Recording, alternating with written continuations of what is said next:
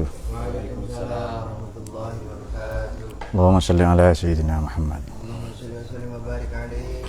Salatullahi wa salam ala man uhiyal Qur'an wa ahli baitihil kiram wa sahbihi zawil Qur'an wa sahbihi zawil Qur'an. Allahi wa salam ala man uhiyal Qur'an wa ahli baitihil kiram wa sahbihi zawil Qur'an wa sahbihi zawil Qur'an. Salamullahi warridwan ala man azzamal Qur'an biqalbin khalisin nawa muhibbir raghibil Qur'an fatuba man ta'allama wa ba'du 'allamal Qur'an. Salatullahi wa salam ala man uhiyal Qur'an wa ahli baitihil kiram wa sahbihi dhawil Qur'an wa sahbihi dhawil Qur'an. Wa faza man takallama ma'ar rahmani bil Qur'an wa khaba man tajannaba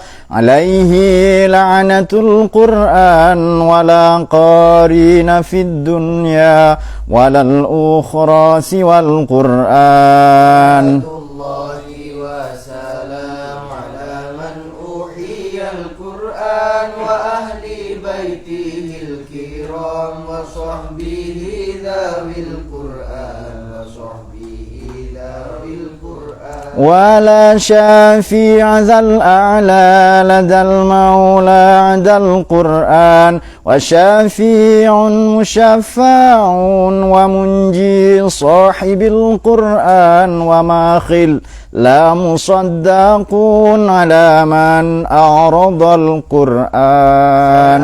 Salatullahi wa salam ala man uhiyal Qur'an wa ahli baitihil kiram wa sahbihi dhawil Qur'an wa sahbihi dhawil Qur'an. فيا إلهنا اجعلنا من الآهال في القرآن وزدنا علما نافعا بما علمتنا القرآن أمتنا في حسن الختام مع القبول بالقرآن. Salatullahi wa salam ala man uhiyal Qur'an wa ahli baitihil kiram wa sahbihi dhawil Qur'an wa sahbihi dhawil Qur'an. Al-Fatihah.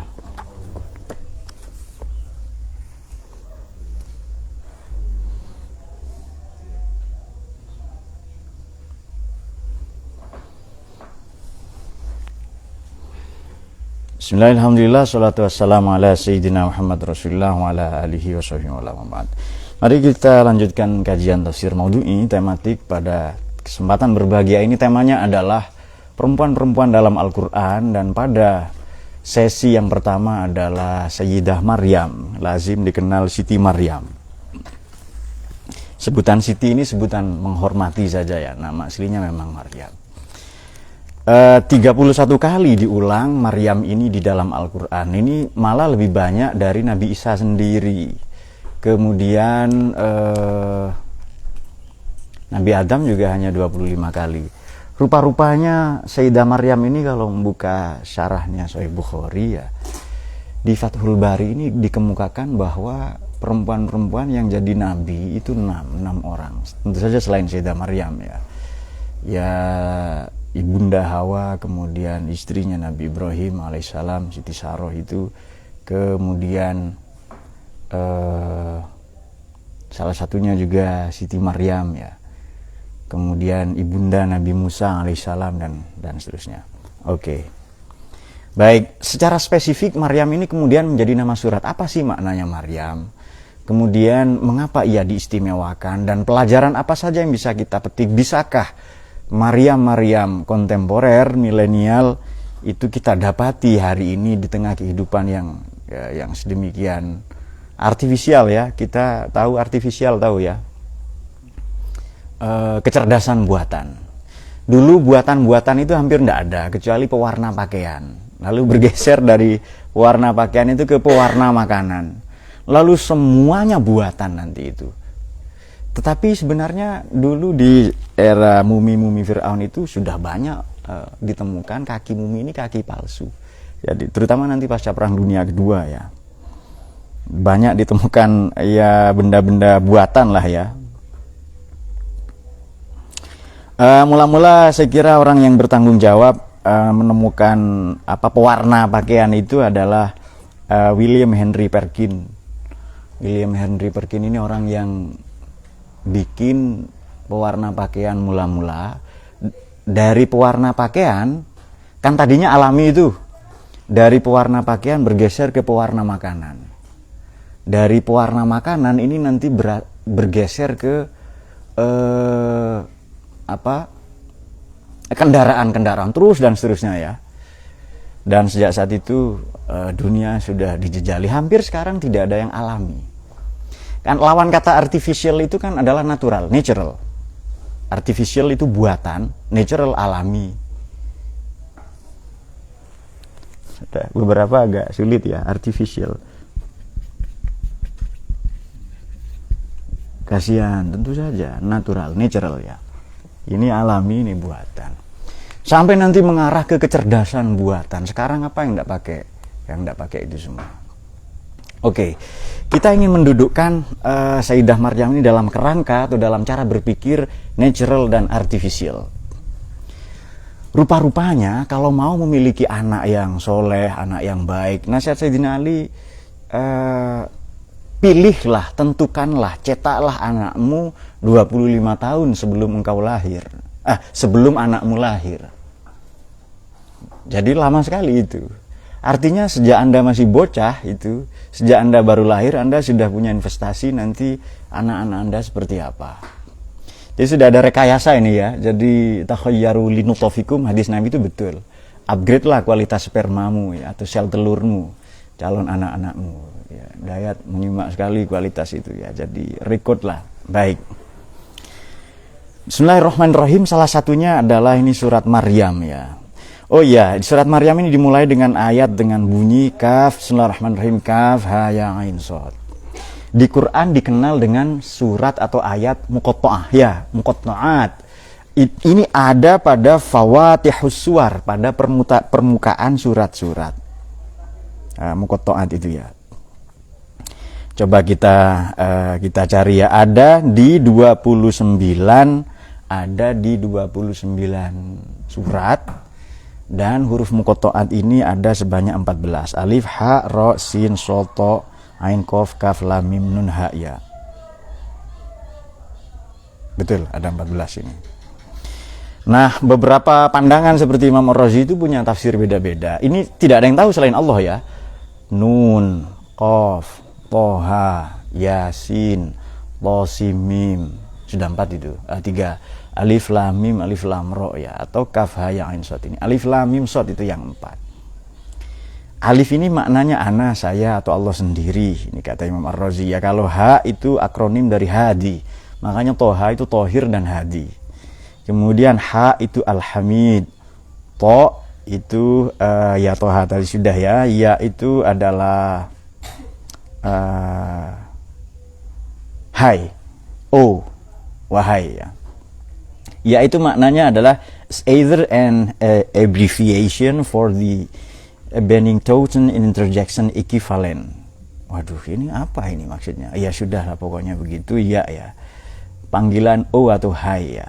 Kalau kaf itu kafi, kemudian mim itu alim, atau mim juga bermakna majid ya. Kemudian nun itu nama ikan ya. Kemudian sin sami', ain itu alim, shad itu shadiq, kemudian qaf itu qadir ya, ro itu ru'ya. Tapi ini hanya pandangan para ulama saja. Wallahu a'lam ya mana yang benar itu. Baik, siapakah Siti Maryam? Maryam ini putri dari Pak Imron. Kemudian hanya 3 kali disebutkan di Quran. Istrinya Imran ini, Pak Imran, Said Imran, namanya Ibu Hana, Siti Hana ya. Kemudian apa istimewanya? Kalau mengacu kepada surat Maryam itu kan dimulai dengan zikru rahmati rabbika abdahu Zakaria. Tapi nanti sebenarnya pembahasan ini kan setelah Nabi Zakaria Yahya, nanti pada ayat yang ke-16 wazkur fil kitabi Maryam. Ini pada ayat ke-16 dimulai cerita mengenai Siti Maryam. Oke. Nanti bapak ibunya kan soleh itu orang baik. Kemudian pamannya itu seorang Nabi Zakaria. Kemudian Siti Maryam ini atau Sayyidah Maryam, ada yang nyebut Dewi Maryam ya terserah, diasuh oleh pamannya atau suami bibinya yang seorang nabi, yakni Nabi Zakaria. Jadi sudahlah bapaknya orang baik, mendapatkan pendidikan dari orang baik pula. Berarti ini komunitas ya, komunitas ini sangat menentukan. Baik. Dan keluarga Pak Imran ini direportase sedemikian hebat di Quran, salah satunya ya di surat Ali Imran sendiri. Innallaha astafa Adam wa Nuh wa ala Ibrahim wa ala Imran alal alamin. Jadi memang ini keluarga-keluarga pilihan. Keluarga Nabi Adam, keluarga Nabi Nuh, keluarga Nabi Ibrahim, berarti sampai Nabi Muhammad itu, dan keluarga Sayyid Imran itu sendiri yang kelak menjadi disebut Yahudi ya. Cerita ini bermula idz qalat imratu Imran rabbi inni nazartu laka ma fi batni muharraran fataqabbal minni innaka antas samiul alim. Istrinya Pak Imran ketika hamil dahulu begini, sangat tabu kalau perempuan ini menjadi pelayan di gereja, bi'ah ya. Tetapi kemudian istrinya Pak Imran ini bernazar, inni nazartu laka, aku bernazar padamu Tuhan, nanti kalau anakku ini lahir laki-laki, aku akan jadikan pelayan di gereja. Anda jangan sensitif dengan gereja ya. Gereja ini maknanya tempat ibadah. Yang di situ disebut nama Allah juga, seperti di surat Ibrahim ayat 40 ya. Bahwa sekarang bergeser itu soal lain ya, tapi gereja itu hal positif, hal baik. Dan itu tempat ibadah. Oke. Kemudian mohon terimalah permohonan doaku ini. Engkaulah yang maha mendengar, maha mengetahui ya. Kemudian tetapi nanti rupa-rupanya ini pada ayat yang ke-35 ya di surat Ali Imran, coba kita periksa dulu. Ternyata nanti putranya lahir bukan bukan laki-laki tapi perempuan.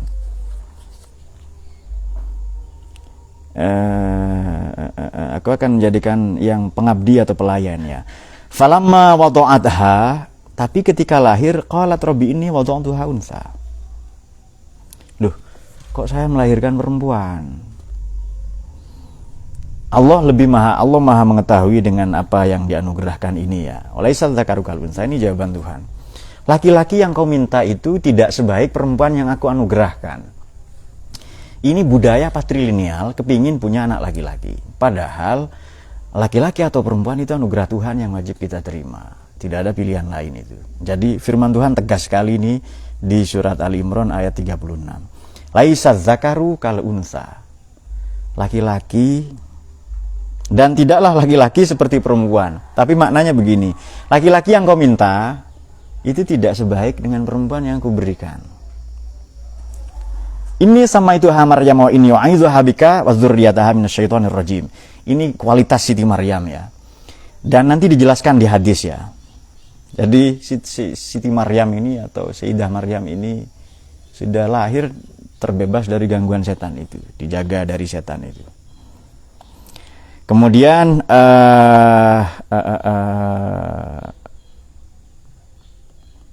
fataqabbalaha rabbuha biqabulin hasanin, ini sering kita singgung ya, wa anbataha nabatan hasanan wa kaffalaha Zakaria. Tuhan mengabulkan menerimanya ya, doanya itu biqabulin hasanin dengan ijabah yang baik, dan kami besarkan anugerahkan pertumbuhan yang baik juga, anbataha nabatan hasanan wa kaffalaha Zakaria. Kemudian menyerahkan pemeliharaannya, pengasuhannya kepada Nabi Zakaria. Tetapi kaget manakala Nabi Zakaria masuk ke dalam mihrabnya, ternyata ada makanan. Ini dari siapa ini? Nah, itu dia. Oke. Baik, kita sekarang fokus ke pembahasan pada surat Maryam saja supaya singkat ini. Wazkur dan ceritakanlah wahai Nabi, maknanya Muhammad, fil kitabi Maryam, pada kisah Siti Maryam. Ini kan waqaf lazim. Jadi setelah Maryam ini ada tanda mim, waqaf lazim itu. Maknanya apa? Dua. Wazkur fil kitabi Maryam. Ini kan ada waqaf lazim kan ya, ini waqaf wajib berhenti. Kan ada waqaf jaiz ya, tapi ini wajib berhenti. Sebelum saya bahas ada dua maknanya, izin tabazat min ahliha makanan syarqiyah, yaitu ketika ia mengasingkan diri min ahliha dari keluarganya makanan syarqiyah ke timur, maknanya ke Palestina, ke arah timur rumahnya. Nah, memang di sisi timurnya. Oke. Wazkur fil kitabi Maryam. Dan ceritakanlah wahai Nabi mengenai kisah di dalam kitab, di dalam Al-Qur'an, yakni kisah Sayyidah Maryam.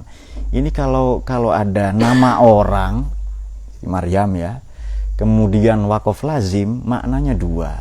Nomor satu ini litakid atau lita'id, penekanan atau penguatan bahwa ini kisah yang sangat penting. Wahai, ingatlah, ceritakanlah kisah Siti Maryam di Quran. Itu kan tanda petik itu kan, apa tanda seru itu kan perintah itu kan ya. Dan waqaf di situ, berhenti di situ. Maka ini kisah istimewa. Ini penekanan litakid, lita'yid ya. Atau litazim, untuk mengagungkan bahwa ini kisah istimewa yang layak mendapat perhatian, yang layak mendapatkan apresiasi untuk kita mengambil pelajaran semuanya. Oke. Yang kedua, pada setiap redaksi wazkur ini ingatlah, ceritakanlah, ulang-ulanglah. Nama ini, sosok ini ya akan terus menyejarah. Jadi nama ini akan terus itbak ya, akan terus mutamatik, mutobik, akan terus cocok, relevan. Kisah seperti ini akan terus mendapati tobakotnya, itbaknya, mutobakohnya, korelasi relevansinya dengan segala kondisi zaman. Artinya ini patut dikisahkan karena memang istimewa, agung, keren lah, wow ini. Yang kedua, ia senantiasa menyejarah. Nah itu dia. Nah, saya kira sudah dapat poinnya ya. Kalau dapat ya sudah, cepat kita sudahi. Oke. Fatakhadat min dunihim hijaban. Lalu dia memasang tirai di sekeliling ya. Kemudian beliau ini ahsanat farjaha, menjaga, ini perempuan pilihan. Innallaha astafaki ya kan, wa tahharaki. Ini orang-orang yang disucikan Tuhan. Anak-anak semasanya ketika 9 tahun bermain, beliau sudah tahajud, sudah qiyamul lail itu. Kemudian senangnya itu di masjid, di sekolah, di madrasah, belajar, itu dia. Ini kan harus dibentuk oleh orang tuanya. Orang tuanya senang ngaji, senang belajar ya. Nanti anaknya sedemikian rupa meniru. Karena memang anak ini senang niru ya kan. Hubut taklid itu, watak anak itu kan, hubut taklid itu, senang niru, senang belajar, senantiasa mensucikan diri, menjaga kemaluannya, tidak pernah disentuh oleh siapapun ya. Coba kita bacakan ayat-ayatnya ini secara tematik ya.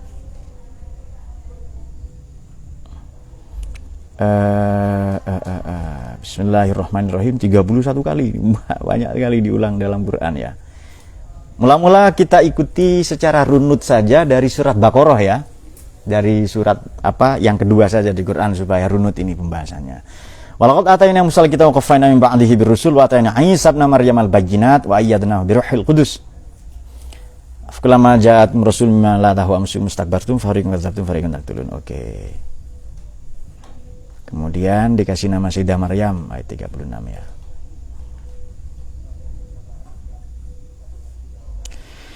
Perempuan yang mengalahkan kebanyakan lelaki, itu nomor satu keistimewaannya. Perempuan yang mengalahkan kebanyakan lelaki. Oke. Wa'idzuha bika dzurriyyataha minasyaitonir rajim, dijaga dari setan. 2. Kemudian mendapatkan rezeki secara ajaib dari Tuhan itu yang tidak diduga-duga. Surat Al-Imran 37. Kemudian yang keempat, Sayyidah Maryam ini adalah perempuan pilihan. Ya Maryam innallaha astafaki. pilihan Tuhan yang disucikan dan jauh lebih istimewa dari seluruh perempuan di seluruh dunia ya, ala nisa'il alamin. Oke. Kemudian ini mendapatkan khitab wahyu khusus, maka banyak yang menyebutkan beliau ini seorang nabi perempuan ya. Ya Maryamu qunuti, maka salah satu julukan beliau adalah qanitah. Orang yang senantiasa tunduk atau patuh kepada Tuhan. Mungkin ada orang namanya kanita atau qanitah. Itu julukan Sayyidah Maryam. Uqnuti li rabbika wasjudi warka'i ma'ar-raki'in. Oke. Kemudian diasuh oleh seorang nabi. Sekarang ya diasuh ulama lah ya, para penerusnya itu. Kemudian idz qalatil malaikatu ya Maryamu innallaha yubashshiruki bikalimatin min husmuhu al-masih Isa bin Maryam wajihan fid dunya wal akhirah wa minal muqarrabin. Oke. Ia sudah dikasih kabar gembira oleh Tuhan bikalimatin, dengan sabda, dengan firman. Makanya saudara kita Nasrani itu di sini menurut kita, menurut mereka tidak. Menurut kita mereka salah. Ini ada redaksi ada ayat pada surat Ali Imran 45. Ya Maryamu, wahai Siti Maryam, Allah mengabarkan kegembiraan, memberi berita gembira padamu bikalimatin. Dengan kalimat, salah satu tafsirnya adalah kun. Minhu ismuhul Masih ibnu Maryam. Nanti namanya adalah Al-Masih. Masih ini banyak, beberapa ada yang mengatakan masih dari kata masaha. Jadi masih yang disentuh, yang diusap atau yang diurapi. Atau dari kata sahayasihu. Maknanya berjalan. Kenapa? Karena memang Nabi Isa ini nabi petualang. Keliling terus. Nah, itu dia. Jadi boleh dari kata masaha, boleh dari kata saha, ya. Oke. Ibnu Maryam wajihan fid dunya wal akhirah. Wajih dari kata wajah. Wajih itu begini, berwibawa, memesona ya. Wajahnya menyenangkan. Kemudian kalau dayat kan disodorkan ke anak kecil langsung nangis, ya kan? Jadi makanya, sembunyi wajahmu itu horor untuk anak-anak kan begitu. Apalagi Faiz ya kan. Faiz kalau dicelup ke sungai mati semua ikan-ikan misalnya. Kalau kahar simpan di rumah sakit biasa, auto jadi rumah sakit jiwa misalnya. Karena tidak wajih. Nah, itu dia. Loh, kok ngajinya membuli? Loh, tadi itu bukan nama sebenarnya. Anda saja salah paham, ya kan? Bukan nama sebenarnya tadi itu. Wajih. Jadi berseri-seri, memesona, berwibawa. Kemudian ia sangat tegas tetapi lemah lembut, itu wajih itu. Ada kan orang yang menyenangkan begitu? Ada juga orang yang tutur katanya itu jorok terus itu. Seperti saya kan sering ditanya, "Woi, kapan wisuda S3?" Loh, ini pertanyaan porno ini. Jangan nanya di sini, pertanyaan porno ini. Nah, itu kan tidak wajih itu. Nah, tapi kalau pertanyaan orang yang wajih itu begini. Ini pembangunan belum selesai ya. Oke, kita sumbang. Wajih itu. Redaksi lain Maimun ya, berseri-seri. Lalu saya yang Maimun itu. Nah, itu dia. Berseri-seri mukanya. Oke. Wajih di dunia dan di akhirat. Fid dunya wal akhirah minal muqarrabin, orang-orang yang didekatkan kepada Tuhan. Kalau kita mengacu kepada Bible, apakah ada Bible saya di sini? Ada ya. Oh, di sini. Di Holy Bible ini yang versi bahasa Inggris ya, yang di Gideons ini. Kalau di sini pada Yohanes pasal 1 ayat 1. Di sini ada redaksinya begini. Beberapa saya masih hafal, lalu saya dituduh pendeta. On the beginning was word, the word was with God, and the word was God. Pada mulanya adalah firman, itu Yohanes pasal 1 ayat 1. Firman bersama-sama dengan Allah, maka firman adalah Allah katanya. Padahal tidak. Karena nalarnya begini Pak, kalau anak kambing pasti kambing, anak manusia pasti manusia. Kalau anak Tuhan, nah itu dia tanya. Saya tidak ingin memperdebatkan itu, mungkin di tempat yang lain ya. Karena dulu saya ngajar kristologi juga. Saya kira di kelasnya Adnan dulu ya, ngajar begitu-begitu. Setelah itu sudah lama nggak ngajar gitu-gitu lagi. Oke. Kemudian ia diuji dengan buhtanan aziman, dengan dusta yang besar karena punya anak tanpa suami. Sekarang kan banyak kan, tanda kutip lah, Maryam modern itu. Maryam yang ugal-ugalan ya kan, punya anak tapi nggak ada suaminya. Maryam begitu. Maryam yang lain, oke. Kemudian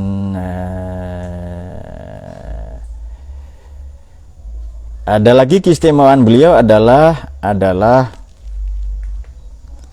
beliau juga karena Sayyidah Maryam dan Nabi Isa putranya ini jarang makan, lebih sering berpuasa, terutama redaksi ini Nazaratul Rahmani Soma, kalau tidak salah ada di surat Maryam ini. Saya teruskan dulu beberapa. Oke, ini keistimewaannya dulu ya supaya runut, nanti kita baca ini lagi. Ahli puasa, oke itu dia. Kemudian dia juga perempuan yang konsisten, yang jujur. Wa ummuhu siddiqah ya, ibundanya Nabi Isa ini orang yang jujur ya. Pembahasan ibu ini sudah kita ulas dalam tafsir kita. Kemudian beliau adalah pribadi yang rela berkorban. Surat Maryam ayat 22. Bagaimana itu? Fahamalatu fantabazat bihi makanan qasiyya ya. Mengasingkan diri ya demi prosesi kelahiran putranya nanti itu ya. Kemudian pada surat Maryam 20 ini juga wataknya beliau ya, lam aku baghiyya. Aku bukan perempuan murahan. Kemudian qalat anna yakunu li ghulamun wa lam yamsasni bashar. Saya belum pernah disentuh siapapun. Memang sudah bertunangan dengan Pak Yusuf, dengan Tuan Yusuf ya. Dengan senior Yusuf ya. Dengan Tuan Yusuf ini sudah bertunangan, dan aku baghiyya. Aku bukan perempuan yang aku bukan tunasusila ya, bukan perempuan murahan lah intinya itu. Namanya diabadikan Quran, kemudian dia pribadi yang taat dan sabar, kemudian makanan senantiasa datang dari Tuhan. Keistimewaan berikutnya dia solehah sejak kecil karena sholat, puasa dan seterusnya. Ketika anak 9 tahun masih mainan boneka, beliau mainannya sudah buku-buku. Dan ia menghafal Taurat ini sejak usia 9 tahun ya. Kemudian ada lagi adalah karena beliau orang yang suci, putranya juga suci. Surat Maryam ayat 19 itu. Li ahba laki ghulaman zakiyya, itu anaknya nanti anak yang suci, yang baik, yang zakiyah ya. Maka salah satu julukan beliau Zakiyah. Ada orang namanya Zakiyah ya. Jadi salah satu perempuan yang paling banyak julukannya selain Maryam itu Qanitah, Zakiyah ya. Kemudian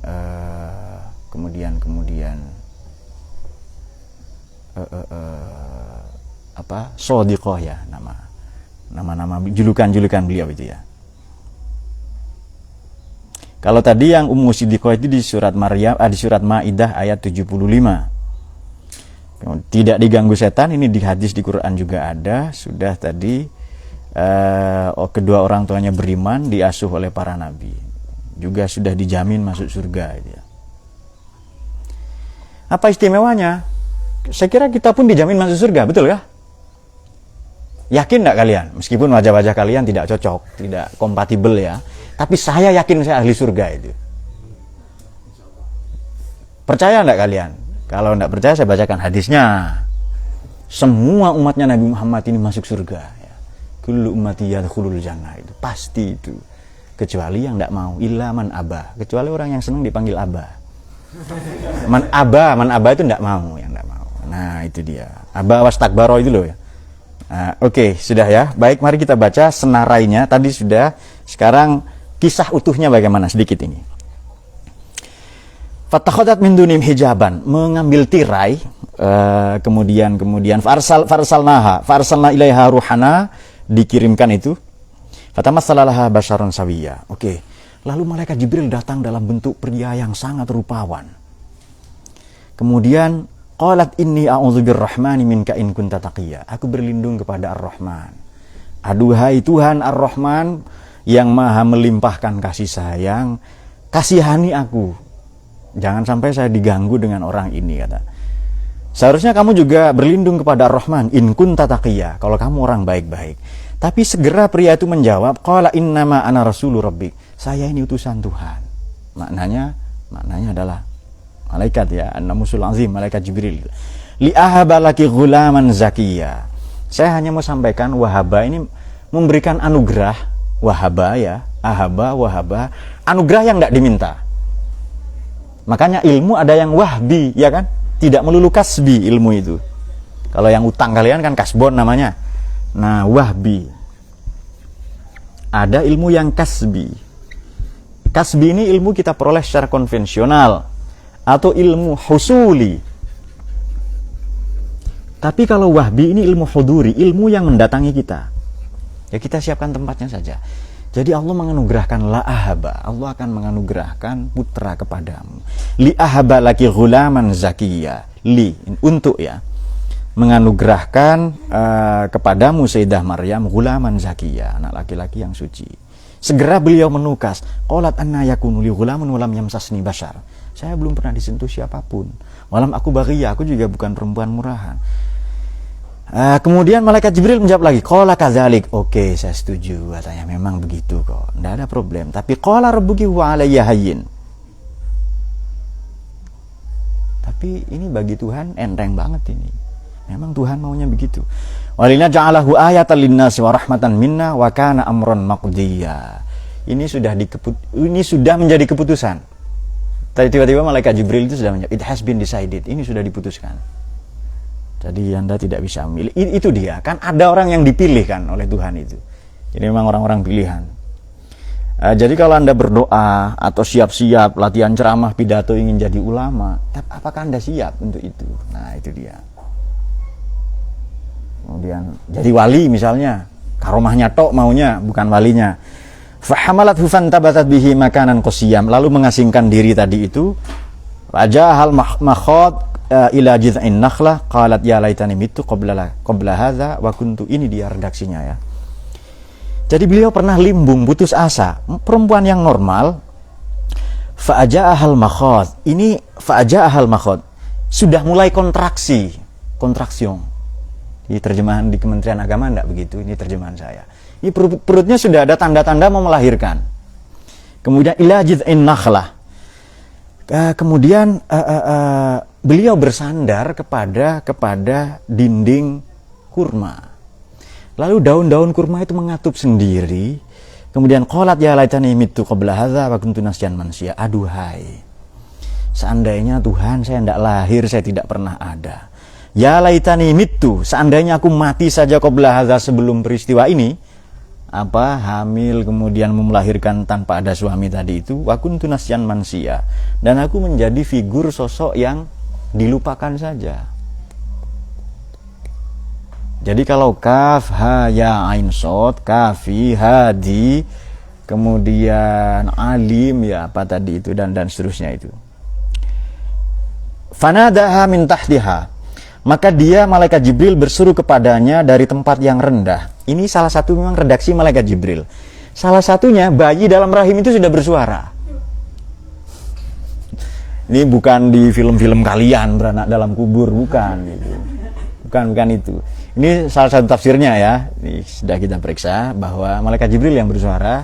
Redaksi yang lain adalah memang putranya, yakni yang sudah nanti kelak dikasih nama Nabi Isa itu alaihissalam ya, minta dia. Allah tahzani, ibunda, janganlah engkau bersedih. Qad ja'ala rabbuki tahtaki sariya. Nanti di bawahmu ini mengalir sungai. Ini maknanya apa? Saya memaknainya 3. Nomor 1, nanti kisah ini akan menyejarah di bawah sungai. Sama dengan keteladanan para, ini kan di bawah kan? Ini kan diceritakan Nabi Muhammad, betul ya? Kisah ini kita merekamnya, memotretnya, mereportasenya kapan? Ketika diwahyukan kepada, ada begitu-begitu ya, kepada Nabi Muhammad. Jadi ini melintasi sungai dari generasi ke generasi sampai sungai kita saat ini, yakni sungai digital. Selama 14,5 abad diwariskan dari Nabi Muhammad ke para sahabat, tabi'in, beberapa generasi jadi perahu, kemudian biduk, bahtera yang memuat 75% kisah-kisah dalam Quran dibawa oleh Nabi, para sahabat, tabi'in, ulama, sampai dibawa ke hadapan Anda saat ini melalui ngaji streaming sore ini. Dan Tuhan mempercayakan itu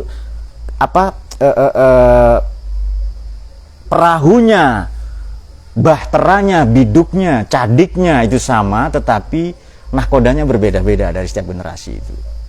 Bayangkan kalau kisah ini menggelinding saja di sungai, kotor enggak itu? Kotor itu, pasti, apalagi sungai sekarang yang tercemar oleh pabrik-pabrik, kotor itu. Tapi ini dibawa oleh perahu. Nah, itu dia. Sampai ke kita saat ini cerita itu. Baik, akan mengalir sungai, maknanya menyejarah. Kemudian sungai ini biasanya bertemu muara kah? Ya, bertemu muara laut, yang mana laut ini perlambang dari kemahakuasaan, maha ampunan, kemudian ketak terperian, ketak terbatasan cinta kasih Tuhan. Jadi akan menyejarah ke sana nanti, sehingga ada ujar-ujar begini, sungai mengalir ke laut, sejarah mengalir ke langit itu ya. Itu dalam buku Peradaban Sarung. Oke, kemudian ya sesekali harus begitu memang. Kemudian makna nanti di bawahmu mengalir anak sungai. Anak sungai ya. Kalau anak sungai berarti ini kisah kecil menuju sungai yang lebih besar.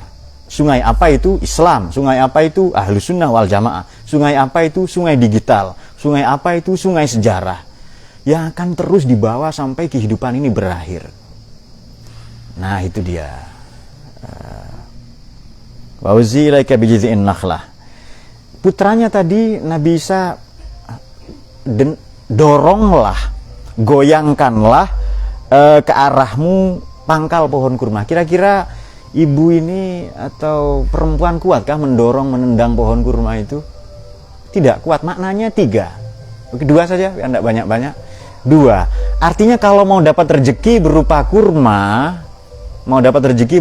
bagaimana caranya? Ya gerak.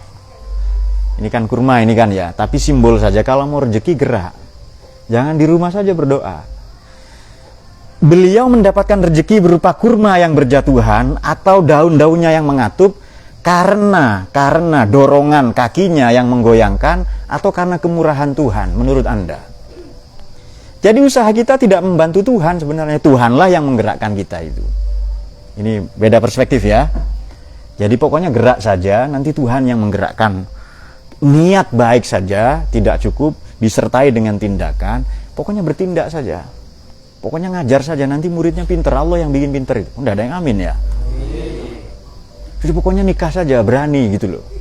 Nanti kalau sudah siap, ya kan. Udah ilmunya cukup, pengalamannya, modalnya juga. Kawin modal dengkul, tidak ada yang bahagia nanti itu. Ya kan? Kan ada itu nekat itu, ini modal nikahnya apa? Bismillah ini. Semoga dicukupkan oleh Allah ini ya, bagus tapi ya realistis ya. Oke. Tusaqit alaiki rotoban janiya, nanti kurma-kurma ini berguguran. Oke. Fakuli wasrobi wakorya ini. Ya silahkan makan minum, kemudian bersenanglah. Fa'imma taroyinna minal bashar ahada faquli ini nazartu lirrahman. Nanti kalau ada orang menghujatmu, katakan ini nazartu lirrahmani sauma. Ini salah satu keistimewaan beliau. Sauma ini puasa bicara, puasa batin, siam puasa zahir, menahan makan minum. Oke. Jadi dahulu salah satu ibadah adalah tidak bicara. Itu ibadah itu, syariat itu. Diam. Ini sekarang ada derivasi turunan dari ibadah Siti Maryam ini sampai sekarang diabadikan melalui sabda Nabi, misalnya Bismillahirrahmanirrahim. Bagaimana sabda Nabi itu? Barang siapa beriman pada Tuhan dan hari kemudian, falyakul khairon, bertutur katalah yang baik, yang positif, au liyasmut, atau kalau tidak bisa diamlah. Ada di antara kita mengheningkan cipta. Itu varian turunan dari ibadahnya Siti Maryam, dari Sayyidah Maryam itu. Falan ukallimal yauma insiya. Saya sudah bernazar, berjanji kepada Tuhan untuk puasa bicara, dan aku tidak akan berbicara ke siapapun ya manusia itu. Dengan siapa? Fatat bihi qaumaha tahmilah. Kemudian gaduhlah ya. Mereka heboh karena tiba-tiba Sayyidah Maryam setelah mengasingkan diri ke Palestina tadi itu, kemudian datang bawa anak. Apa tuduhan mereka? Ya Maryamu laqad ji'ta syai'an fariya. Ini kamu kok bawa bayi begini? Bapak ibumu orang baik. Bahkan sebutan beliau, Ya ukhta Harun, wahai keluarga Nabi Harun.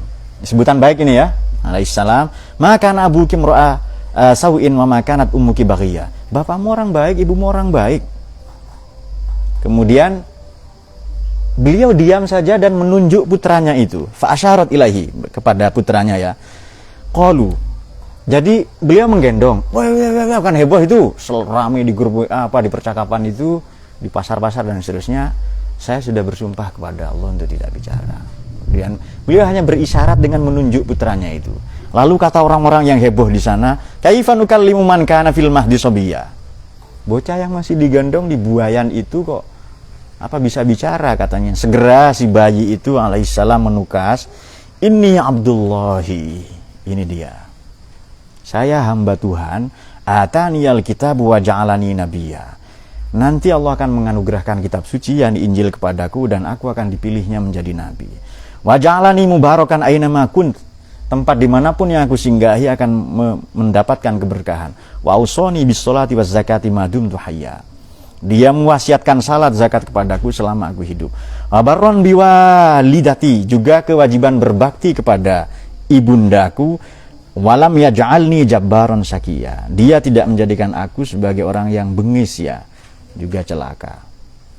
Lalu ada ucapan Natal yang populer setelah itu, wassalamu alayya yauma wulidtu wa yauma amutu wa yauma ub'atsu hayya. Oke. Dan lelaki itu, pria itu adalah Isa bin Maryam. Oke. Kisah tadi itu kira-kira kalau Anda pikirkan zaman sekarang, apa ada pertanyaan sampai sini? Oh, ada ya. Oke. Sembari kita ingin menjawab pertanyaan, kisah tadi itu kalau kita potret, kita baca, kita rekam saat ini, kesan apa yang kita peroleh? Ini kan kisahnya tadi, kan kisah kuno ini Pak. Oke. Saya akan kemukakan hukum Islam, satu ya, hukum fikih. Yang kedua, hukum positif. Sebenarnya hukum positif pun bersumber dari hukum Islam. Salah satunya di Indonesia. Oke. Saya pernah menceritakan juga mengenai kisah Nabi Yusuf alaihissalam.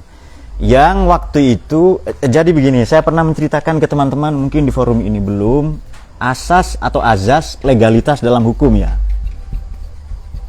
Seseorang tidak bisa dihukum kecuali ada undang-undang yang mengaturnya, hukum pidana. Seseorang tidak bisa dipidanakan atau dipenjarakan sebelum ada undang-undang yang mengaturnya. Kejahatan tidak dianggap kejahatan sebelum ada undang-undang yang mengaturnya. Oke. Salah satunya kisah Nabi Yusuf yang masuk ke kamar, kemudian itu kan tidak ada aspek legalitasnya. Dan itu dibenarkan. Tiba-tiba begitu suaminya datang, ayang papi, lihatlah kelakuan anakmu ini. Nah, anak angkatnya ya. Lalu bocil ya, bayi menjawab, nah, tengok itu. Apa?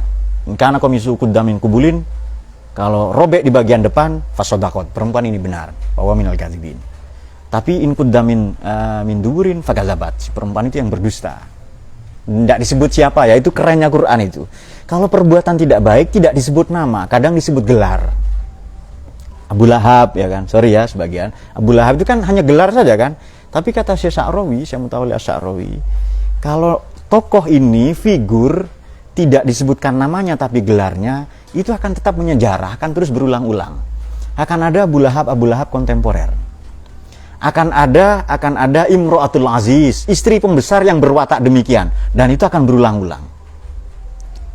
Oke, saya kan malu ini, terlanjur malu. Oke, undang semua istri. Dharma wanita, istrinya menteri, pejabat, wali kota, gubernur, istrinya kapolda, kemudian istrinya pangdam, semuanya undang semua. Lalu kasih bawang, kalau kurang besar ya apel lah.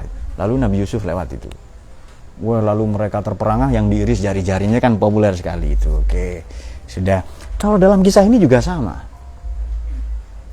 Jadi waktu itu ada dua kisah, satu asas legalitas ya.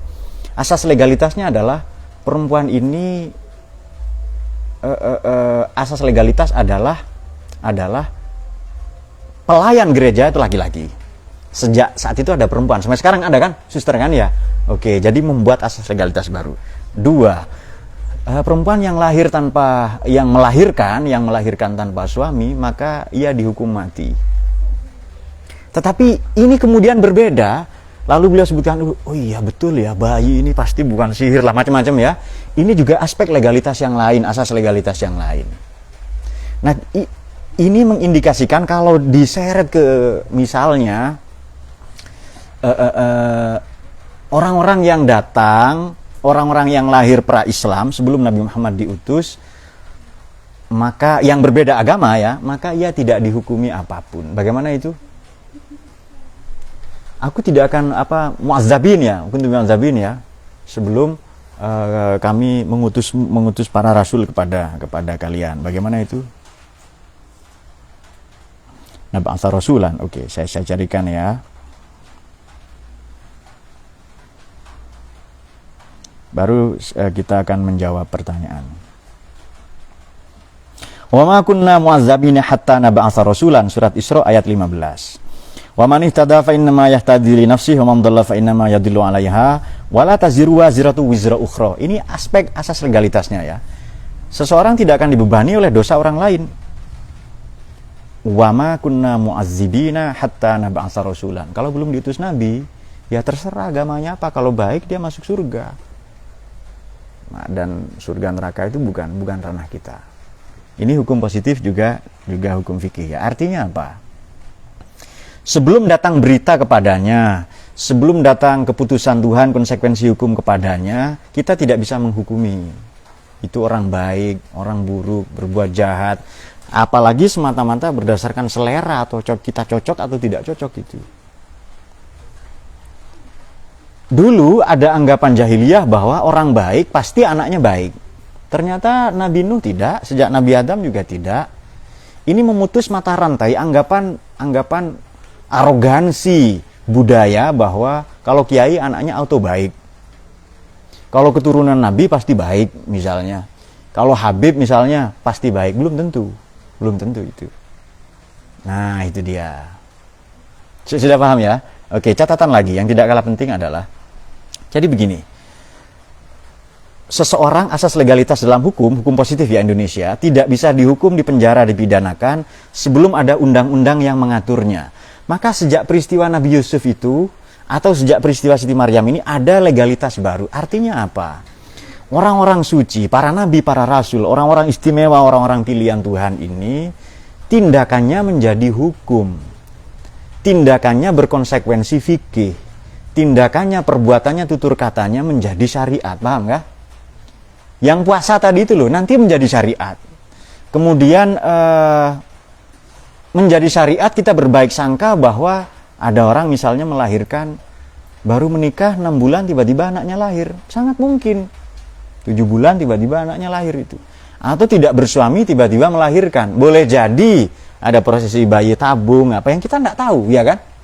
Nggak ada suami tiba-tiba dia hamil itu. Itu ada loh kejadian seperti itu. Ini ada kisah Siti Maryam, boleh jadi dengan suntik ya, kawin suntik atau apa kan? Dan dititipkan benihnya di situ, kemudian bisa saja.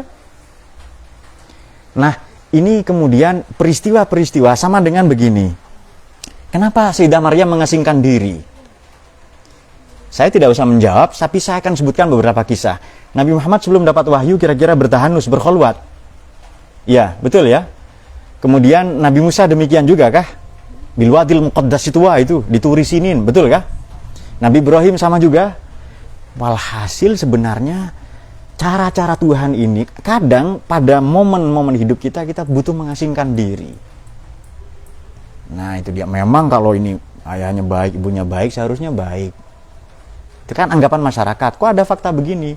Ternyata jauh lebih baik lagi. Nah kisah-kisah seperti ini saya kira penting ya. Oke. Pertanyaan dari Mas Nur Hidayat.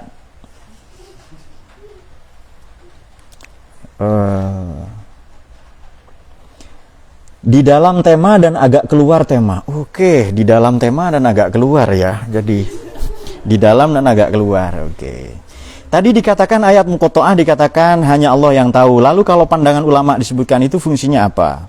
Ini tafsir ya, takwil. Tafsir paling hebat adalah wallahu a'lam ya. Nah, oke. Jadi hanya pendapat ulama saja.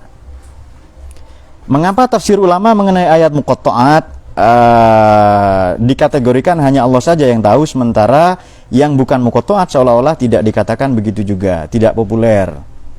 Kalau yang tidak muqatta'ah itu hanya Allah saja yang tahu. Saya ulangi lagi, agak sulit pertanyaan ini ya. Maksud saya redaksinya sulit dipahami. Mengapa tafsir ulama mengenai ayat muqatta'ah dikategorikan hanya Allah saja yang tahu? Jelas itu. Nun, qaf. Sekarang begini, ada aspek rasa kah di situ? Dulu para ahli sastra, sastrawan penyair, syu'ara udaba ini berpuisi saja. Ya berpuisi lah juga. Misalnya siapa penyair favoritnya Gus Dur itu? An-Nabigh Az-Zibyani di Jawahirus Syi'r ini. Di buku ini kalau teman tahu ada. Ini kumpulan puisi yang Gus Dur hafal ini. Jawahirus Syi'r. Ada 10.000 puisi di sini ya. Puisi-puisi sejak Jahili, Umawi, Abbasi, Andalusi. Puisi yang dari banyak ini ya. Oke. Puisi-puisi yang ada di sini, misalnya puisinya Imru'ul Qais, puisinya An-Nabigh Az-Zibyani, itu kan penyair favoritnya Gus Dur ya. Tetapi tiba-tiba Quran datang dengan puisi Nun, Qaf, itu saja, Hamim. Dan itu menggemparkan, mengagetkan mereka. Setiap pemenang di pasar ungkas kan ditempel di dinding Ka'bah itu, Asy'arul Mu'alliqat. Tetapi kok ini tiba-tiba Nabi membacakan ini kok puisi aneh sekali. Tetapi ada bagi para penyair ini sangat menyentuh, sangat berkesan. Di sini ada puisinya An-Nabigh Az-Zibyani yang favoritnya Gus Dur itu, kutipannya sering beliau sampaikan. Balasta bi mustabiqin akhon la talumuhu ila syu'asil ayyur rijali muhazzabu. Engkau bukan orang pertama yang di PHP disakiti sesamamu. Lalu masih adakah lelaki yang berbudi? Nah, itu dia. Masih adakah itu? Ya, Anda disakiti orang pernah? Kalau di hikam itu bagaimana itu, rubama waradatiz zulam yu'arrifaka qadrama mannan bihi ilaika, ya kan? Kadang kamu ditimpa zulam, celaka, malapetaka, di PHP, ditinggal lagi sayang-sayangnya, macam-macam kan peristiwa seperti itu. Tetapi itu Tuhan mau ngasih tahu bahwa cahaya nanti ada. Kan ada puisi seperti tiba-tiba Quran Nun, Qaf. Tentu saja hanya Allah yang lebih tahu ya. Sebenarnya pendapat siapa saja yang mengkategorikan itu banyak sekali ya. Bahkan para sahabat pun bertanya, ini yang tafsir bil maksur dulu ya. Para sahabat pun bertanya kepada Nabi, ini maksudnya apa? Ya hanya Allah yang tahu. Kalau sekarang kita Toha, Yasin itu tahu Nabi Muhammad kan versi sholawatan. Demikian ada ungkapan seorang kan, ala Toha Rasulillah, ala Yasin Habibillah, sholatullah, salamullah, yang gitu itu. Nah, baik, bagaimana tanggapan? Oh, ini sehubungan tadi saya menyinggung ya. Jadi orang baik belum tentu keturunannya baik ya. Bagaimana tanggapan Anda terkait oknum Habib yang kerap kali melakukan kekerasan? Sejauh mana kita harus menghormati mereka? Apakah perlu sampai mencium kakinya? Hehe. Waduh, mencium kaki ya. Kalau Anda pernah nonton film Diktator itu, orang jenderal itu ketemu ya, mencium Uncle Tamir, Jenderal Tamir itu mencium keteknya siapa? Aladin. Nah, itu dia. Sesekali boleh. Memang keturunan Nabi Ibrahim tadi sudah kita singgung ya, Alu Ibrahim, Alu Imran, macam-macam itu. Keturunan Nabi Ibrahim ini alaihissalam hanya dijaga akidahnya. Ilmu dan akhlak itu tidak diwariskan. Harus kita belajar itu. Makanya tidak semua keturunan Nabi otomatis berakhlak baik. Ya bisa jadi buruk. Bagaimana kalau yang melakukan kekerasan? Ya urusan polisi itu, nanti urusan penegak hukum ya. Kemudian apakah perlu sampai mencium kakinya? Ini saya tidak tahu dalil yang mencium kaki guru, itu saya tidak tahu itu. Bahwa surga di telapak kaki ibu itu ada. Tapi saya kira maknanya tidak harus mencium juga kan ya, mencium itu. Kemudian kalau ada oknum yang melakukan kekerasan, kemudian mencaci maki, menghina pemerintah, apa ada ajaran Islam memperbolehkan caci maki, menghina pemerintah misalnya, sampai kalau berbuat salah tidak mau minta maaf ya kan, demi Allah saya Anu bin Anu tidak akan minta maaf kepada pemerintah, lebih baik saya membusuk di penjara. Jadi kalau Angling Dharma datang Itu segera Angling Dharma katakan, itu pikiran bodoh anak muda. Nah, jadi tanggapan saya, kalau melanggar hukum ya urusan negara, urusan polisi, jaksa, penegak hukum itu. Urusan pengadilan nanti itu. Dan kita wajib ingkar loh ya. Kita menghormati nasabnya yang baik, tapi kita wajib ingkar pada perbuatan maksiatnya, kemungkarannya itu. Itu mengancam Indonesia kah? Mengadu domba Indonesia itu? Mengancam Pancasila, kebinekaan, kerukunan, maka itu musuh agama, musuh negara. Orangnya kita hormati ya, tapi perbuatannya tidak kita benarkan. Kemudian masih ada lagi.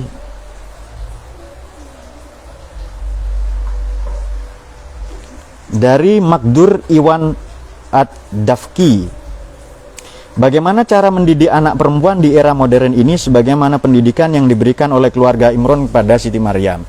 Saya kira 3 saja, tidak usah banyak-banyak. Nomor 1, perkenalkan ia kepada Tuhan, dalam hal ini agama. Kemudian didiklah untuk dia mencintai negaranya, tanah airnya, leluhurnya. Jadi kasih pendidikan untuk cinta negara, cinta agama, cinta negara. Yang kedua, itu satu, dan yang kedua ya, nomor 1 kasih pendidikan agama, kenal Tuhannya, nabinya, agamanya, Ahlus Sunnah wal Jamaah sudah. Ya kalau bahasa sekarang mondok lah itu. Atau sebelumnya Anda juga harus tirakat supaya punya anak yang baik, yang ngaji, ya baca Quran, tidak berbohong. Ummu siddiqah, ibunya jujur, concern, maka anaknya baik. Lam aku baqiyah, ahsanat farjaha, menjaga kemaluannya, kemuliaannya, dan seterusnya. Didiklah untuk dia mencintai negaranya. Tapi yang ini anak saya kan sudah kadung lahir Pak, ya sudah mondok saja. Kan kita tidak usah salahkan, sudah terlanjur lahir mau gimana itu, masa mau ditelan lagi kan. Sudah. Ini yang ketiga yang tidak kalah penting, pendidikan agama, pendidikan mencintai bangsa negaranya, leluhurnya, tanah airnya, tumpah darahnya. Yang ketiga, tanamkan kepadanya spirit, nilai-nilai perjuangan. Nah ini dia, tanamkan semangat juang kepadanya, fighting spirit, power struggle, ruhul jihad. Jihad bukan dalam arti perang tok lo ya. Wajahidhum bihi, ayo jihad dengan ngajar Quran. Nah itu dia. Jihad itu banyak sekali. Nah, itu saya kira semoga menjawab. Kemudian pertanyaan berikutnya dari Maryam Sayyidati, mengenai arti Al-Masih yang berikan kepada Nabi Isa, apakah sama dengan Al-Masih yang disebut sebagai julukan Dajjal?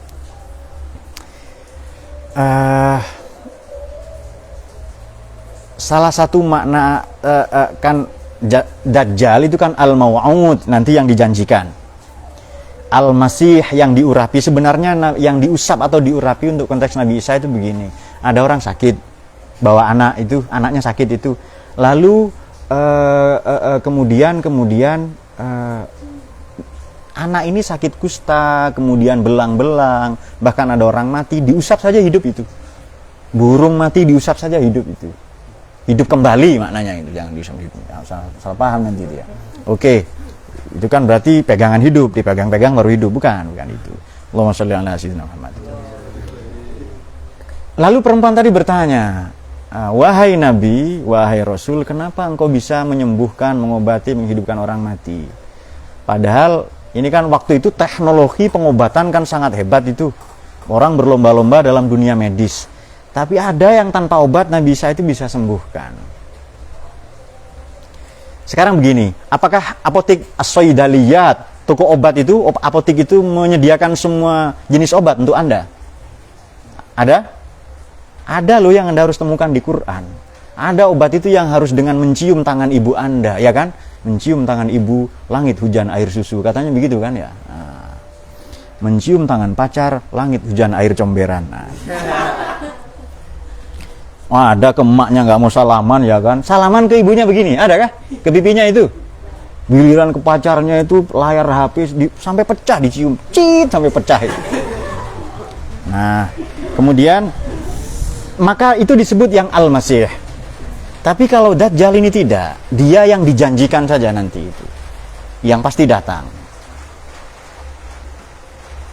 Oke, kemudian pertanyaan berikutnya dari mendidik anak sudah tadi ya. Maryam Sayyidati juga sudah ini. Oke, mengenai arti Al-Masih, sudah tadi. Masih ada lagi? Baik, saya ingin sampaikan beberapa kesimpulan dari yang kita baca. Jadi begini, kalau mau membaca kisah-kisah orang, manusia, tokoh, figur, toha, wahai tokoh, yasin, wahai figur ya. Dia katakan yasin, yasiri ya, wahai rasyakun ya. Maknanya juga Nabi Muhammad sendiri. Kalau kita mempelajari kisah-kisah tadi, tokoh tadi itu, sekurang-kurangnya tanamkan dua hal dalam hati kita, dalam pikiran, dalam benak kita. Membaca figur Abu Lahab, wa mar'atu hammalatal hatab, ini sudah kita ulas ya tafsir ini. Kemudian membaca kisah Sayyidah Maryam, ibundanya Nabi Musa, membaca ibunda Hawa misalnya. Tokoh-tokoh figur-figur seperti itu baik disebut namanya atau gelarnya.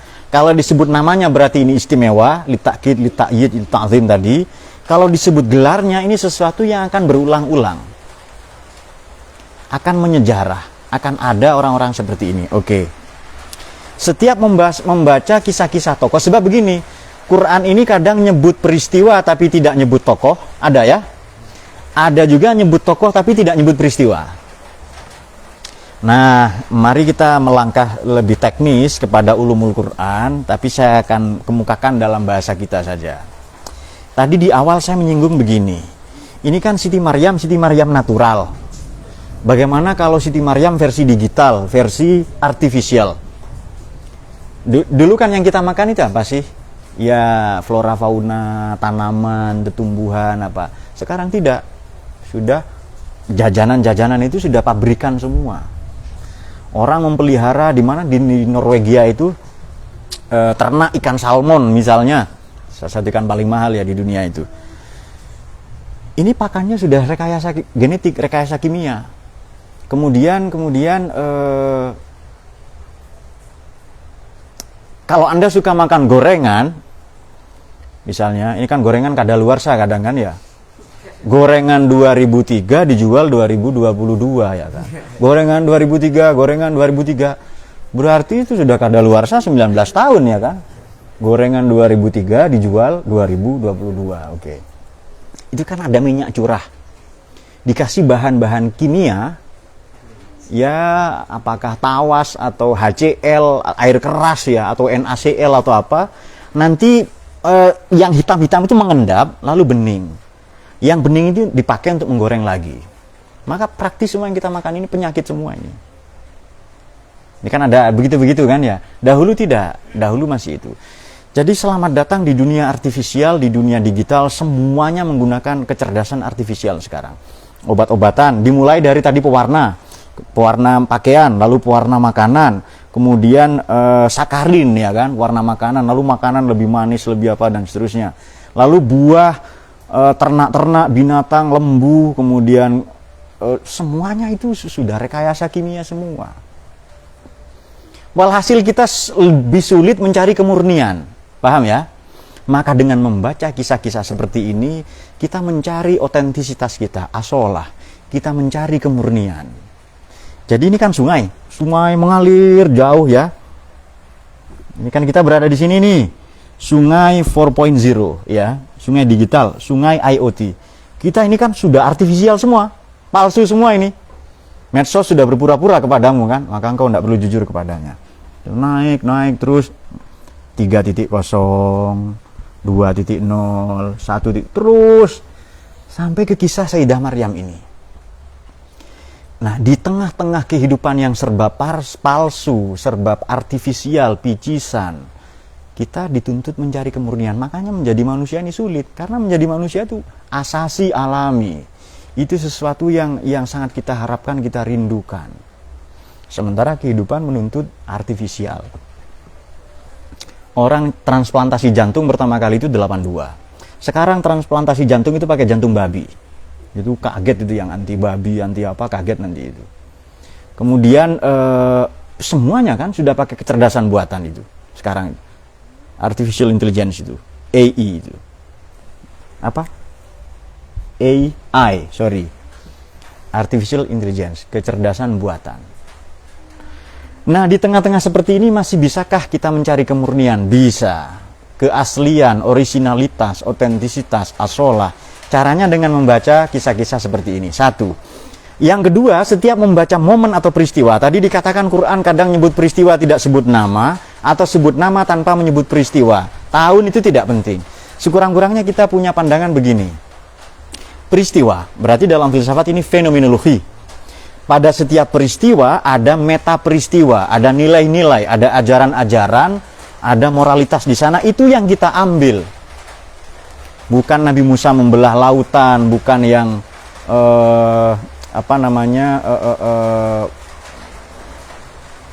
Nabi Ibrahim nggak mempan dibakar, bukan itunya. Anda bisakah menangkap momen spiritual di situ? Bisa? Nilai moralnya ada di situ ketika malaikat Jibril datang, kamu butuh bantuan. Kalau padamu tidak, kalau ke Allah ya. Nah, itu kita yang diharapkan begitu. Pada setiap peristiwa kita menangkap meta peristiwa. Kalau peristiwa tanpa menyebut tokoh misalnya. Kalau tokoh saja tanpa menyebut peristiwa, ini kita juga bisa mengajukan dua pandangan atau nilai-nilai yang bisa kita ambil. Satu, peristiwa ini adalah figur teladan yang kelak akan kita alami kalau Anda berjuang, karena tadi pesannya untuk mendidik anak kan perjuangan. Selain cinta bangsa, agama, negaranya, juga punya nilai juang itu. Ini warisan kita ini ya dari para ulama, para pendahulu kita. Bahwa nanti para nabi tidak ada yang enak. Kalau Anda berjuang mengisi formulir untuk menjadi pewaris para nabi, konsekuensinya A, B, C, D. Nah, itu dia. Nah, dengan hal seperti ini maka kita merancang perubahan yang kita sudah siapkan antisipasi nilai-nilai, peluang-peluang. Kalau kita gagal nanti antisipasinya bagaimana? Nah, sehingga peristiwa ini menjadi penting, tokoh ini menjadi penting menyejarah, karena tidak mungkin Quran ini 75% ini cerita. Pak, apa gunanya sih Pak? Quran ini cerita Nabi Yusuf menimbun gandum selama 7 tahun, apa gunanya? Ternyata itu ditimbun dengan tangkainya, dengan pohonnya itu loh ya. Sebenarnya padi, pisang itu bukan pohon. Itu masuk jenis rumput sebenarnya itu. Kalau Anda baca ya. Jadi rumput itu. Hanya rumput besar saja dan tumbuh pisang. Itu tidak masuk kategori pohon. Coba pelajari itu ya. Rumput itu. Ternyata bulog ini menyimpan dengan gabahnya. Bertahan 3 tahun. Malah nggak nyampe. Tapi kalau disimpan dengan tangkainya, dengan pohonnya, ini lebih lama sampai 7 tahun. Kita baru temukan baru-baru ini saja. Sebenarnya ini kisah lama ini. Kalau mau mencari. Oke. Masih ada? Dan yang terakhir dari kajian kita adalah mempelajari Sayyidah Maryam ini sekurang-kurangnya kita bisa melihat bahwa kuasa Tuhan, takdir, kemudian agama-agama besar, prestasi-prestasi hebat, pasti ia paralel dengan fitnah, dengan ujian, dengan cobaan-cobaan yang juga tidak kalah besarnya. Anda mau jadi orang besar itu? Kok tidak ada yang menjawab ya? Yang istimewa lah misalnya. Pasti ini paralel dengan cobaan, malapetaka, ujian-ujian yang juga tidak kalah pentingnya. Silakan Anda memilih jalan hidup yang seperti apa. Ini rekamannya ya, rekaman peristiwanya, senarainya seperti apa. Meta peristiwa yang bisa kita ambil adalah, sebab begini, saya juga pernah kemukakan bahwa setiap Quran ini menyampaikan informasi, pasti ada nilai undang-undang peraturan di situ. Tidak hanya khobari tapi qonuni. Tidak hanya khobariyah informatif tapi qonuni regulatif. Ada cerita mengenai Tuhan menurunkan Quran dan Tuhan yang menjaga. Maknanya kalau mau kita hidup kita mau dijaga, ya jaga Quran. Keluarga, rumah tangga, rezeki, prestasi, ketaatan, kesalehan, supaya dijaga terus oleh Tuhan, ya kita menjaga yang dijaga oleh Allah itu. Makanya dahulu ada institusi-institusi non formal. Institusionalisasi Quran atau pelembagaan Quran ini sangat non formal. Orang awam diajarkan menjaga Quran dengan cara tahlil. Yang dijaga apa? Kulhu, An-Nas, Al-Falaq, awal Baqarah, akhir Baqarah, ayat kursi, ya kan? Kalau yang sudah pintar baca Quran, oh kita menjaga Quran, institusinya adalah, lembaganya adalah menjaga Yasin tiap hari Jumat atau malam Jumat, namanya Yasinan. Syukur-syukur kalau bisa menjaga 30 juz. Baru ada pesantren penghafal Quran. Nah, sekarang sudah bergeser. Sudah mengalami sedikit pergeseran dan itu dianggap ya ada nuansa bisnis, ada nuansa e-commerce di situ. Aksesorisnya banyak ya. Seolah-olah kalau hafal Quran itu keren gitu. Tapi menurut saya yang lebih penting adalah mengamalkan ya, memahami nilai-nilai Quran. Sudah ya? Baik, saya kira demikian. Semoga kita bisa menangkap pesan nilai-nilai dari figur hebat tauladan, yakni Sayyidah Maryam tadi itu. Bisakah di zaman artifisial atau 4.0 ini punya anak seperti Siti Maryam? Bisa. Dengan beberapa ketentuan tadi itu. Ajarkan nilai-nilai agama, nilai-nilai negara, dan perjuangan kepadanya. Supaya dia tidak menjadi pribadi yang perengek, peratap, atau cengeng. Kalau punya anak pinter, cepat dimondokkan. Jangan yang bodoh saja. Ini orang banyak salah paham ini. Meskipun ini pendapat pribadi ya. Kalau punya anak cerdas, itu suruh mondok itu. Kalau bodoh, kok kelihatannya bodoh ini anak saya yang ini. Kamu sekolah saja. STM, apa sekarang? SMK. Nah sudah itu, langsung kerja kamu. Berbakti ke orang tua lah itu. Minimal nggak nyusahin mertua nanti. Amin ya. Tapi kalau kelihatan anaknya cerdas, mondok saja. Karena santri ini nanti ngurus agama, ngurus negara, ya kan? Kalau agama dan negara saja dibela, diperjuangkan, apalagi anaknya mertua. Ada senyum ya dari... Dia ngangkat beban syariat kuat, apalagi ngangkat beban anak mertua kan? Kan sepele sekali. Betul kah? Takbir nggak ini? Nah, jadi kalau punya anak cerdas, cepat dimondokkan. Ini kelihatan di sini wajah-wajah kurang cerdas ya, tapi terlanjur nggak apa-apa lah sudah ini. Kalau punya anak cerdas, seharusnya kan sebab begini, ada ujar-ujar. Kamu kalau nakal terus nanti saya mondokkan. Anaknya yang bodoh, nyaris idiot dimondokkan. Itu kalau ndak kiai atau santri-santri atau guru-gurunya tirakat, itu susah jadi orang hebat itu. Rame sekolah unggulan, sekolah bertaraf internasional. Sekolah bertarif internasional, ya. Ada begitu kah? Oke. Dia memang sekolah di SMP unggulan, nilai matematika 8. SMP swasta lah. Atau SMP negeri, SMP kampung lah itu, nilainya 8. Begitu masuk SMA, SMK unggulan, nilainya 9. Naik berapa itu? Jawab dari 8 ke 9. Matematikanya buruk ini. Naik berapa? Hanya naik 1 digit. Tadi di SMP matematika 8, begitu ke SMK atau SMA unggulan nilainya 9. Berarti matematika ini hanya nambah 1 digit. Sementara yang tidak terlalu pinter, yang MTS, gedungnya reot, kalau hujan bocor, ya kadang kebanjiran, gurunya jarang masuk, nilai matematikanya 5. 6. Begitu di pondok nilai matematika 9. Naik berapa itu? Naik 4. Iya kan? Nah, kenapa nggak yang cerdas? Kenapa pondok ini dikasih karen-karen, sisa-sisa saja? Seharusnya kasih yang utama kan? Ini semua, ini kan seperti ibundanya Siti Maryam ya. Bagaimana tadi? Ini nazartu, apa? Bagaimana itu? Waqalat imratu imrona ini nazartu, aku menazarkan laka kepadamu ya Allah maafi batni, rahim, apa bayi yang ada di rahimku ini untuk menjadi pelayan kitab suci, pelayan rumah suci, pelayan tempat ibadah. Oke, fataqabbal minni. Jadi bayi belum lahir saja nazarnya sudah baik. Nah, ini kan pasti orang tua yang hebat begini ini. Makanya peristiwanya direkam di Quran, bukan cuma di koran itu di Quran itu. Saya kira demikian ya. Jadi kalau punya anak yang cerdas, cepat dimondokkan. Kalau yang nakal bagaimana? Ya dimondokkan juga. Walhasil semuanya mondok nanti itu. Ini beberapa kesalahan berpikir ya. Bayangkan nanti yang mondok ini santri ngurus agama, ngurus negara, ngurus umat juga. Kalau ndak cerdas itu bagaimana? Masa pondok dikasih bibit biasa?